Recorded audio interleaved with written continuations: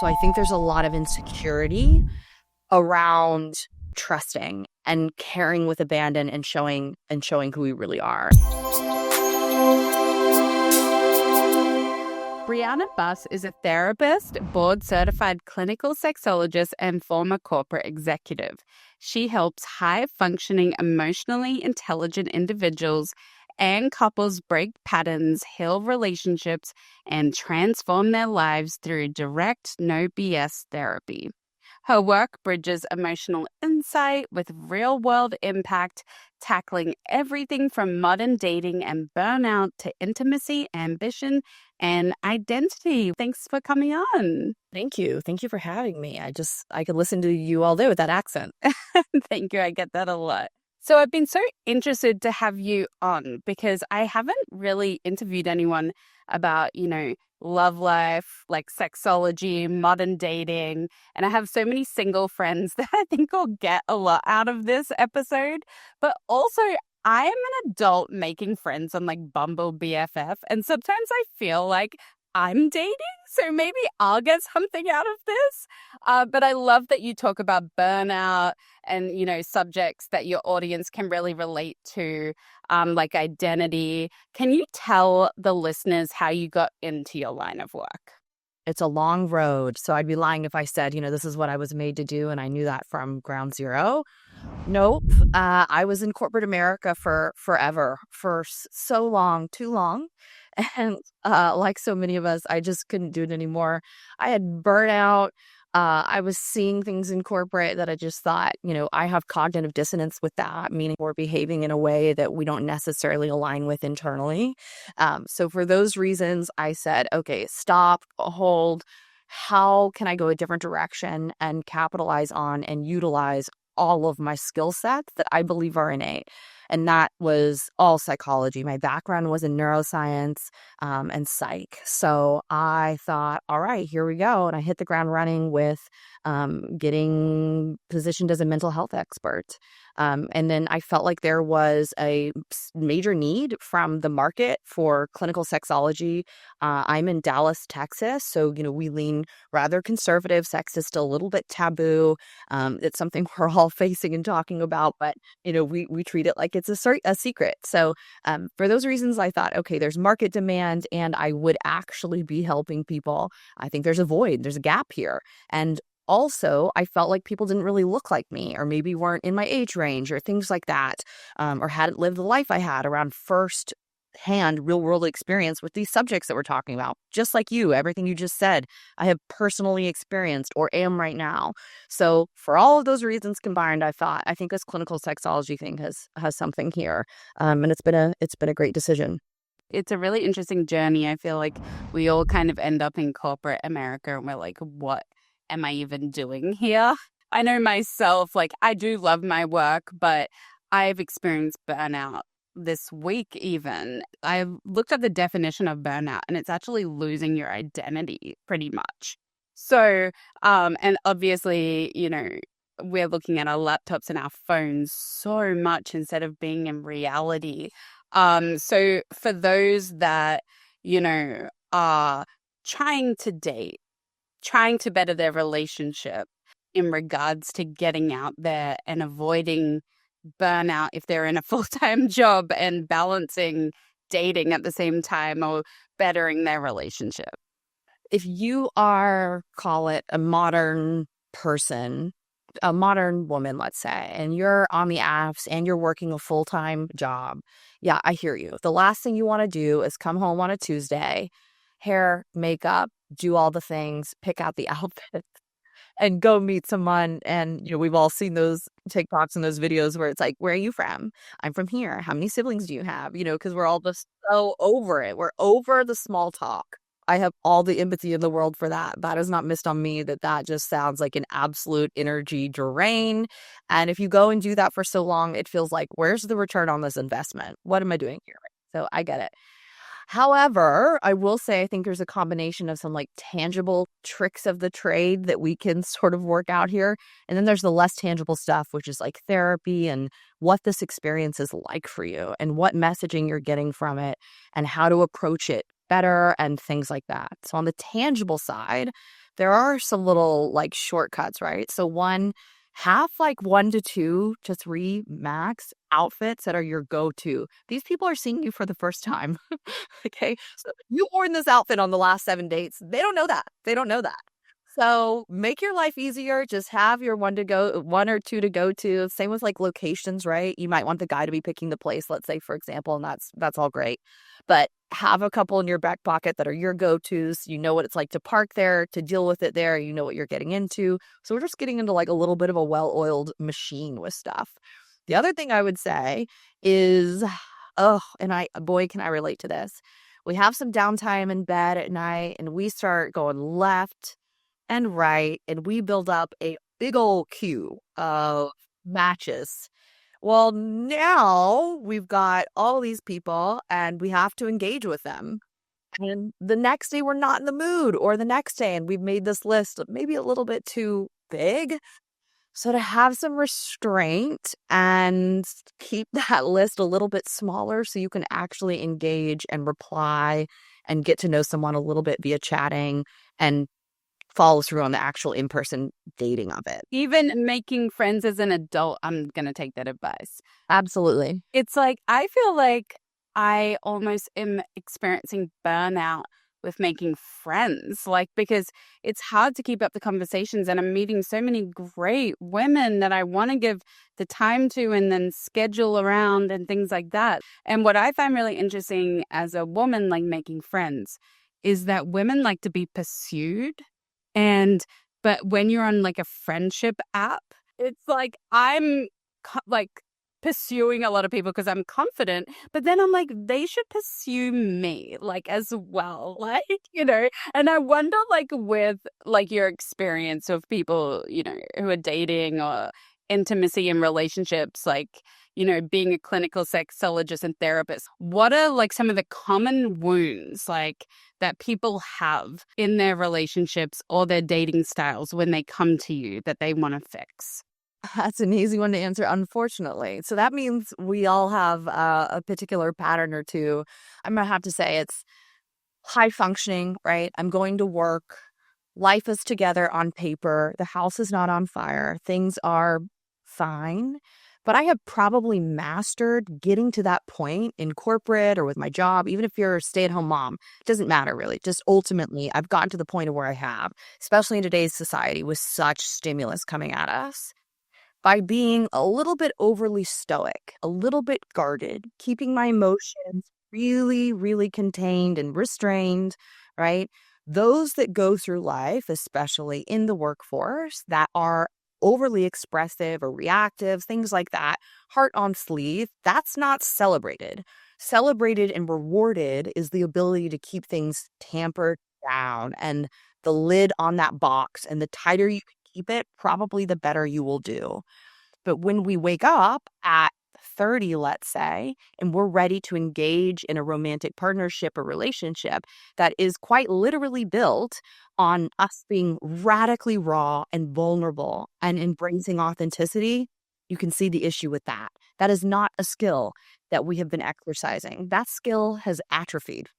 And we don't know how to do both. We don't know how to be us that's made us successful and then us with a man, let's say, and we're raw and we're vulnerable and we're showing our authentic self. We're still implementing strategies and games and being guarded and being nervous, waiting on shoes to drop, all that stuff. And fair. Who wouldn't feel that way? That makes complete sense. But I do see a pattern of all shapes and sizes of clients facing that universal issue. It's like whether it's a friendship or a relationship, right? It takes hours as an adult to build like comfortability and intimacy on whatever level that might be, right? So it's scary. So even when I'm trying to make friends, like, I definitely put myself out there and wear my heart on my sleeve a lot and give like kind of like crumbs of like vulnerability. But I also like get to a point where I'm like, okay, if I'm not being met halfway, then I don't know if this is gonna work for me. I don't know if I have trust issues or friendships, but like I'm sure a lot of other people that are single can relate, right? So let's talk about intimacy on all levels. Why do you think people at their like root, like struggle so hard to initiate intimacy on whatever level that might be with dating or friendships, like whatever? People struggle with intimacy today, and I use the word today very intentionally because I do think it's a byproduct of our current circumstances, environment, and climate. And we've had a lot of incredible shifts over the last 10, 15-ish, 20-ish years, right? And if we're this far off from our formative developmental years, think of teenager, growing up, things like that, right? We didn't necessarily figure out how to navigate with the world that we're currently living in. That's a big deal. So I think with intimacy, there's a lot of noise coming in. Do this, don't do this, don't do this. Play the games, be restrained, be hard to get, but be raw, where your heart are connect with them, but also not too much. And so we're like, oh my God, I don't know. A lot of contradictory messaging and things like that. The other thing I see, right, is just being in the workforce today and the skill sets that get you far, which is not being overly vulnerable, keeping stuff together, being extremely high functioning, maybe even operating with some burnout in your work life. We're all burning the candle at both ends. We're all tired, all that stuff. That's all going to directly impact your ability to show up for somebody, a partner, or even just in early dating phases and being really vulnerable and authentic. That's going to tie into it without question. So those are a couple reasons why I think people are struggling with intimacy today. The other thing I'd say is that there's a misconception around what it means to be intimate. There's a limited perception of that, in that, maybe intimacy is just in the bedroom or sex, for example, or making out, and those things are all beautiful. But yeah, let me educate everyone on the fact that there are so many forms of intimacy, just like in your platonic relationships. When you get that great girlfriend and it's so intoxicating to be with her and she just makes you feel alive and things like that. I guarantee you, if I interviewed you and asked you about the forms of intimacy that I know of, I bet you would start checking a lot of those boxes. And that's one of the reasons why you feel so good in her presence and you guys, kind of are in sync or have that chemistry, that X factor. What are some of the trust issues that you think a lot of people have, like when they're starting to date or maintaining relationships? If I show my real authentic self, if I am vulnerable, if I am unzipping myself and letting them see within or behind my curtain, they'll find out too much and they won't want me anymore. So I think there's a lot of insecurity around trusting and caring with abandon and showing who we really are and speaking our mind freely, things like that. So for example, perhaps we could easily text back in that moment, but we believe, you know what, let me give it some time. I don't want to seem too eager. Yeah. Yeah, stuff like that, right? So we're doing this dance, which is very performative, and also what? Not authentic, not vulnerable of us, etc. And fair, like all the empathy in the world. I totally get it. We do feel like that's what we have to do today. You've got an app on your phone with a menu of thousands and thousands of options. There's plan B, C, D, and so on. So yeah, you feel like, okay, I got to cut through that noise for that person. I can't get myself filtered out. I got to play some games. I got to bring some strategy to this. So we're not trusting that this person is going to like everything they see and stick around and stay. The other trust issues I see, right, are who else are they talking to? Is it just me right now? And then we're compelled, because it gets the best of us, to say, what are we? Can we define this? What have you? And then I hear complaints about she or he was trying to move too fast. I don't know about that. I don't know if I disagree with them trying to move too fast. What I hear is somebody who cared, somebody who started to get a little bit worried or a little bit concerned and wanted some clarity. What you're putting out there is what you're going to attract. So if somebody is guarded and they're thinking, oh, I don't want to seem like a weirdo texting back after 5 seconds, yeah, like you are protecting your heart, but maybe the other person's thinking the exact same thing and they're like, I'm so sick of small talk. There's only so much that we can like talk about on an app. Like, like let's get out and like see if we vibe, you know what I mean? And I think that's so important to like get in reality, especially in this day and age of like being on apps and being online. The common complaint that I get from most of my single friends is that they need to take a break from the apps and meet people like in real life, like whether it's like joining, you know, a group or like just getting out there. Like, are you seeing that more and more that people want to get off apps to make these connections? Or do you think that apps can work as well and that it's a good balance? Absolutely. I'm seeing so much burnout. I call that in my practice swipe right dating fatigue or just swipe right fatigue. Yeah, we're getting real over it. After someone's a veteran and they've been doing it for a little while, they're at that end of the rope. So rightfully so right. I think some of the things that go into that are the unpredictability. So I'm feeling like I have something good going with someone, we're chatting back and forth, but then they ghost me.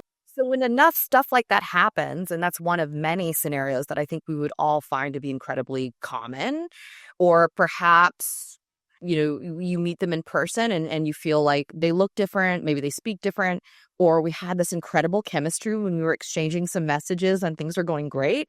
And I meet them in person and it feels completely flat and empty and I'm not getting that chemistry. It's just not there. So how do we make sense of that? So that's what I mean with all this unpredictability. We're designed to find patterns in our universe and trends in our universe and then pivot accordingly. That's literally how the brain works. And this is not falling into a lot of patterns and trends. So you wake up a year or two into this and your brain is like, why don't the rules apply? Why doesn't logic seem to apply to this? So yeah, I think that's when we get into some burnout. Absolutely. Also, it must be so hard to date because you're in this state of limbo. Like you said, like with so unpredictable, you're almost in survival mode. So it's like you need to like have these other areas of your life that feel healthy. And while you might be stressed, like your cortisol levels might be rising, like from looking at these apps and, continuing to show up maybe when you don't want to. So I kind of want to switch gears a little bit. I'm excited to talk to you about couples and in the bedroom intimacy. I know that when you are married or in a long-term relationship, you really care about the person and you love them, but a lot of people, their commonalities are like you become a roommate, you become like family, the spark isn't there, you still love them, but like, you know, someone else isn't initiating or maybe you don't feel enough passion. Like anyone who hasn't been through those things in a relationship is lying.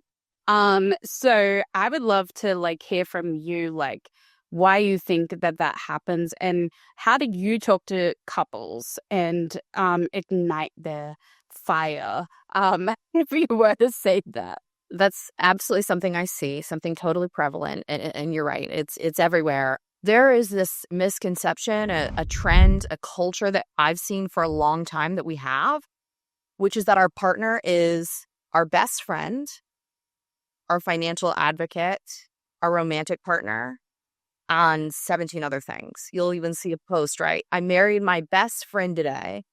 They're my entire world. They are my this, this, this, this, this. Hey guys, I know that sounds great. And it is great, right? How wonderful that you guys could be in a cardboard box together and still be entertained and like that's awesome. That is awesome. So I'm not discounting that. But the argument I'm going to make and that I want to invite everyone to consider is that over time, the brain shifts a little bit and you do start to feel like siblings. You start to feel like roommates. You start to feel like best friends more than romantic partners. I am of the belief that we should have some delineation between those various categories. And I am of the belief that our partner should not be covering all 100 aspects of our needs. It's your pie, have your platonic friendships, girlfriends, guy friends, kind of get that under control and have that serve you.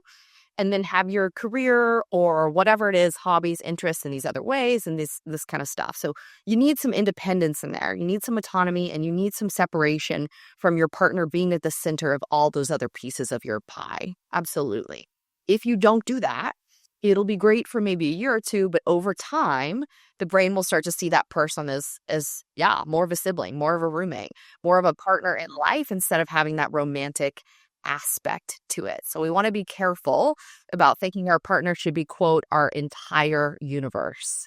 And I was laughing, Brianna, because I have literally written that post before. Like when we first started dating, I was like, I'm so happy I've found, hey, best friend, my therapist, my life coach, like all of the above. And I think it is like important to have someone that you are like close with. But let me tell you, a word of advice for being married for over 10 years is that independence and autonomy and having a life outside of your partner, I believe is the key to romance. Like, so I actually really agree with you. And, I used to think that it was okay to talk to my husband about every single thing, but sometimes you need a girlfriend to talk to. You know what I mean? Like, and as much as your husband loves you and he'll listen, like maybe he's not that interested in some of the things that you're talking about, but it's too nice to tell you. So I think that's why a lot of people our age are probably like, okay, I need to like get some more independence to spice up my relationship, which people don't usually think of. They're like, okay, I need to go do a boudoir shoot or like something else, but it could be as easy as just like making yourself confident in your own life, whether it be through friends.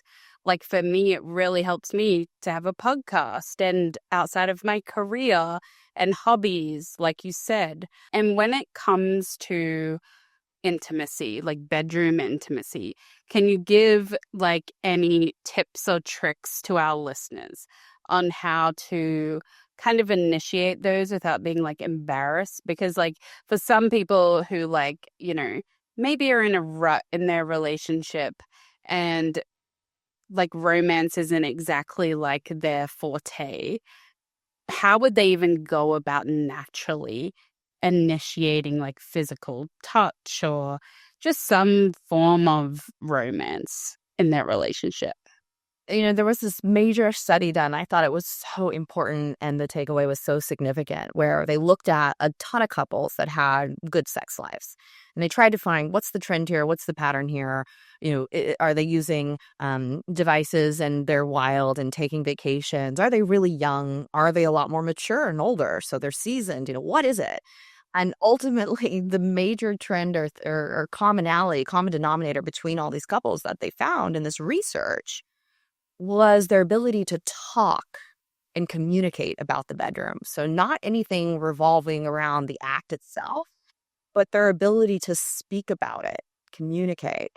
I have seen this very firsthand in my practice, absolutely. Because when I go to have conversations with maybe perhaps just one of the partners about some of the issues they're facing and what's going on in this disconnection, and they have a homework assignment, or we agree as a team for them to go and have a conversation with their partner, they will report back to me, I couldn't do it. I couldn't do it. Or I tried and then, no, got weird. And I ended up saying this instead and what have you. And these are often the same people that tell me like, everything is great. And they're not lying. It is great. They do, they're okay. Nothing's on fire. It's going well. They're really, everyone loves each other here. It's not about any of that. Right. So back to our whole conversation about vulnerability and things, why I preach it, that's so important, because it's become a really buzzy term. It's like everyone's talking about vulnerability and all that stuff, but it really is worth that buzz. I believe it bleeds into so many aspects of our lives, and without it, the house will just crumble. But yeah, if you cannot talk with your partner or communicate with your partner about wants, needs, thoughts around bedroom activity, of course, in general as well, that would come before any of that. But bedroom activity specifically, I do believe it will translate into having a little bit of a clunky sex life, or it just feels off. We don't feel connected. Something is not feeling as it should, or perhaps we used to have it and now we don't. What a lot of couples do, and I totally get it, completely fair, they pick up the rug and they're like, let's just brush this under. Or maybe we'll punt it into next week, or I know that's an issue, but we'll deal with it later. Things like that, right? And they also believe this is already an elephant. This is already awkward. If I talk about it with them, this elephant is now going to be neon colored, lit up, bigger than ever. I've now breathed even more life into this very uncomfortable situation. He knows, I know that he knows, she knows all of it, right? So I don't have the solutions either. So what? We're going to talk about it and then just be left with it and, all this stuff. So I get it. It makes sense to me why we're not communicating in that particular way about bedroom activity. But yeah, I thought that study was really profound. That right there, if you could master, I think is a phenomenal starting point to moving the needle and making things better. That is so interesting. I wonder if you can give our listeners like an example of a homework task that you've given a client, like to like better this type of communication and language. I role play with my clients all the time. So, for example, I work with a lot of males. So let's say I'm speaking with a male and they're facing this issue or things are out of whack for whatever reason in the bedroom. And when it comes to speaking about that with their wife, I'll say, well, what are you thinking of saying? And then I'll be like, let's workshop that. Let's workshop that. Let's let's soften that delivery, or perhaps, whatever, take this different approach. So I'll kind of work with them on, okay, so what if, XYZ, and they'll go, yeah, that's what I'm trying to say. Yeah, that's like so much better. That is what I was trying to say. I'm like, yeah, imagine if someone said it to you in that way. I think you'd be pretty receptive. They're like, yeah, yeah. So, but this stuff is not coming naturally. If I wasn't in the industry I'm in, if someone confronted me with that, I don't think I'd have the right words. Like when people think of role playing, they go straight to like, the bedroom role playing, but it's just starts with like role playing about how do you even say your desires or what you want to communicate to your partner without sounding like embarrassed, essentially. With a lot of shame comes with, our desires, and then that's why we don't talk on them, and then it's like taboo. So it like builds and builds. And I find it interesting that you work with so many males, and that's kind of like the niche. Would I be correct in saying that they don't talk as much as women throughout the day? Like there's a literal number of words that women say more than men every single day. Do you think that that's like a little bit of the trouble, is that men are having a hard time speaking up and communicating to their partner? There is a disparity between males and females and how they communicate, and quite literally the volume in which they communicate, right? Attend a male dinner or a conversation, a phone call versus a female's, right? Yeah. The female said 10,000 words, the guy said 500, right? So there's quite literally, this isn't like a matter of opinion, a disparity on the volume and the frequency in which a male communicates versus female. So what does that mean? That means the female's, that skill set is going to be sharpened. It's going to be fine-tuned. We've been working out that muscle every day, right? And when it comes to communicating, if a guy is used to being a little bit more restrained, a little bit more quiet, a little bit more withdrawn, those muscles will atrophy, and it's going to feel uncomfortable and a little clunky for him to be especially forthcoming. And then he's going, who do I go to, right? Do I talk to like my buddies about this? Because there is a cultural aspect of how men discuss sex with other men. It usually has a particular theme to it. We're not necessarily sitting around the circle and getting into our feelings, right? Like locker room talk versus like women with a glass of wine, like getting into the Absolutely. emotions of their girlfriends. And I think that's changing, right? We are seeing the younger generations change that. Locker room talk is not becoming the only thing that males connect about. There's this movement for sharing vulnerability, and really the word is authenticity. And that movement is key and so important. However, yeah, I think the females, we are obsessed with the consumption of information and taking ourselves down this path of evolution pretty much at every opportunity we get. And I'm not saying that males are not invested in themselves and do it. I think they just do it in a lot of different ways. And ours tend to lean on the talking, the connecting, human connection. That's just where we're naturally drawn to. So yeah, I'm working with a couple or a male and I'm saying, go home and have this heavy conversation. It's going to feel so uncomfortable for them. They're going to feel like, whoa, whoa, whoa, whoa. I went to go do it. And all of a sudden I felt insecure about that. I didn't feel smooth. I didn't feel like I had this completely under control. So maybe they back out of it, or it doesn't go as well as, they hoped that it did. And that makes sense. That makes sense. So as far as males and having these conversations around sex, let's say. That's why, in particular with them, we do role play some stuff and we do have some conversations about stuff. And it's not awkward when him and I are just sitting there, in the office. It feels very natural. It's not weird at all. There's very much so an attitude of we are both reaching for the same goal. It's important for me, for my clients to believe that I have their best interest at heart. Period. I have your best interest at heart. I'm in your corner. I feel like it's a team effort, like a meeting. I'm sure you have to meet individually and also as a couple to like get, what you need out of each person's like individual needs and wants, like because maybe they don't feel comfortable talking in the same room as their spouse. So you've coached a lot of people, right? And you've described your coaching style as direct with no fluff, which I love. How does that approach help people move through emotional blocks more effectively than traditional talk therapy alone? In my opinion, it does. So entirely subjective, but if we're going to meet together, I want to make it worth your time, energy, investment, and I want results.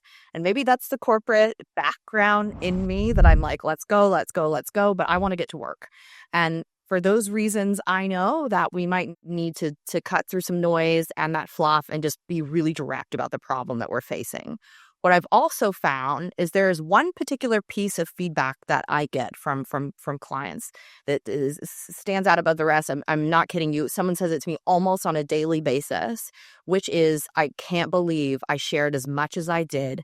I didn't expect to share as much as I did. I can't believe I got in depth. I can't believe I shared that particular topic. I get that all the time. I'm not taking credit for that. What I'm saying is I believe that is a byproduct of me saying, hey, what's going on with this? Let's just get into it. I'm not saying, how does it make you feel for an hour? Or getting into those weeds, and they're matching my energy of being incredibly forthcoming. So I think it creates and shapes an environment where someone's like, okay, she apparently like wants to go. Like he's asking me these like heavy hitting questions, pelleting me with these. Next thing you know, 3 or 4 in, the floodgates have opened and somebody's really sharing. And don't get me wrong, I have a strategy. I do start small. I build rapport first, all of those things, of course. But when I say the direct, no fluff, yeah, I don't want us to sit together for 2 hours and I'm just saying, how does it make you feel? Let's talk about a couple of things. So one, where do we need to stop the bleeding? Where are you literally hemorrhaging in life? Like, where is this a problem on a weekly or daily basis that has consequences for you? For example, maybe their relationship, or they're so depressed that their work is being impacted. That's like, stop the bleeding. And then we have like, who are we? How are we navigating with the world? And how do you want to be better or different in a way? That's not like a 911, we need to get to this today. But that's like, as we go forward together, let's definitely put some attention on that. The other exercise I do with people is, their pie. I talk about this all the time, right? The pie is made up of platonic friendships, communities. So to our conversation earlier about why your partner, that's my point, they can't fill your whole pie. So what does work look like? Your identity here, so we got this pie with like 8 or 9 different things on it. So it's another good exercise to kind of cut through stuff, be really direct and figure out where in this pie do we feel like the slices are beautifully colored in, and where are they gray or empty or lacking? And then we can start sort of walking it backwards on those topics. It sounds like you are really great at making people feel comfortable and like setting that foundation so that they can share those very nerve-wracking elements of their life. So you've probably worked with a lot of high-performing individuals, because I'm sure perfectionists come to you all the time, but also people who are in deep crisis. What do you think those 2 groups have in common when it comes to patterns? Well, high functioners, I talk about them sometimes being the forgotten class, because on paper things seem just fine, right?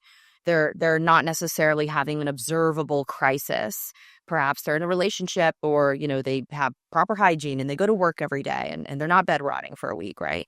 So it may seem as if, okay, this person has their act together and things are okay on the surface. What I see, though, is behind that curtain, underneath that, there's chaos. There's a storm internally.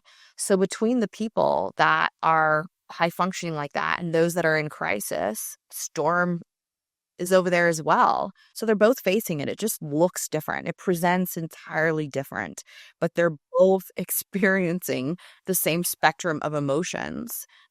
And when we talk about high functioners, they're some of the worst therapy clients because they over intellectualize everything. And they're brilliant at understanding why they do what they do. And they believe that if I understand why I do what I do, well, then that's it. I should just be able to fix it. I should just be able to, like, that's it. This is a wrap. And so understanding why you do what you do is incredibly powerful. That is huge, huge needle mover. But not all of it. That's only half of the equation. So I get these high functioners, CEOs, lawyers, attorneys, all this stuff going like, I can see what I do. I know how I'm messing this up on a day-to-day basis. I know how in this relationship I'm causing a litany of problems. He's right. I was late for an hour. I did commit to this and I didn't do it. I know. So they think therapy is really not for them because they already have the awareness. That is absolutely not what the therapeutic process is about. There's a whole section after awareness where we're actually enacting change. And yeah, so for some of us that are listening to podcasts, reading books, trying to figure ourselves out, and then we kind of do, but then we're like, why am I still stuck then? I just did all this research. I've been on this like eat, pray, love journey for the last 2 years of like figuring myself out. That's because there's a misconception that so important, great job, but that's the first half of the equation. I feel like when people have breakthroughs, whether it be in therapy or life coaching, or like say they start medication or something, they're like, oh, great, I'm good to go. But then it's like they end up right back in the same place that they started, because they're not continuing to like practice what they've learned and step into action, like you said. So I think that's really important. So we've talked a lot about your clients. How has your own healing journey been like, you know, going through like creating the Wellness Institute and, you know, talking about sex, positive education, emotional healing, and sexual wellness? How has talking about all those things on probably a daily basis affected your journey and any healing that you might have come by? Being in the industry has absolutely translated into my own personal life. How could it not, right? If you're familiar with cognitive dissonance, that's where we're basically behaving in a way that's contrary to our inner self. So they're out of alignment, and that causes a problem.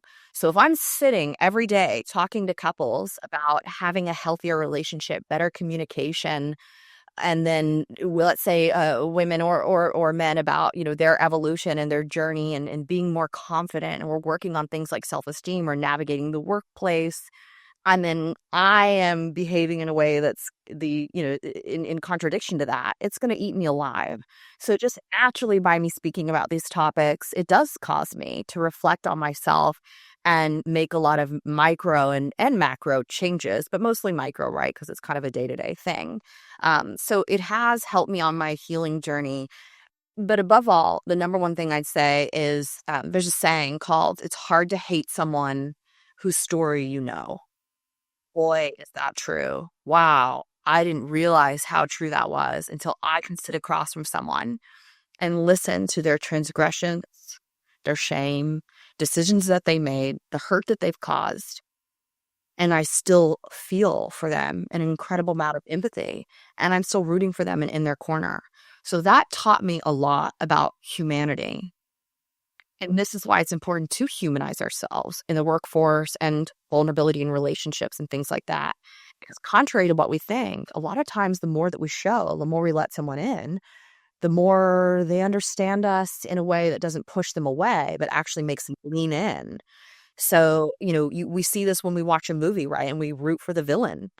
The guy that's robbing the bank, if we just heard on the news, guy robs bank, gunpoint, people were like, man, that guy sucks. What an ass. Throw him in jail. We watch a movie and we found out that he's gone through XYZ and he's robbing that bank and guns a-blazing. We're like, get the money. Get the money. Get the money. Like, we're stressed because the cops are coming and we need you to get out. So that's what I mean by like if you know someone's story, if you see their humanity, if you hear about their journey, it is incredible the difference that that makes in your empathy and connection to them. Based off what you just said, if I understand why someone does the things that they do, it's impossible for me to hate them as well. So that's just the, you know, empathy in me. I want to make crystal clear that understanding is not the same as agreeing. So I teach that a lot, right? Where someone will say like, but that's, wrong, or they still shouldn't have. You're right. You're totally right. They still shouldn't have. But understanding perhaps how they made that decision, how they came to that conclusion, emoting yourself into their shoes, etc., not the same as agreeing or supporting them.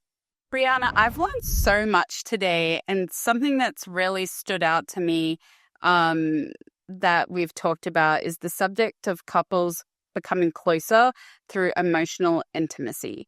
Can you tell me a little bit more about that and our listeners what works the best for those types of couples facing those struggles of vulnerability? There is perhaps a misconception or misunderstanding around intimacy in couples. And we really think of it as just through the bedroom, sex, or physical touch. And that's simply not the case. There's 8 forms of emotional intimacy. So understanding what those 8 forms are and then choosing to invest and give some energy across those 8 is going to take your relationship to the next level.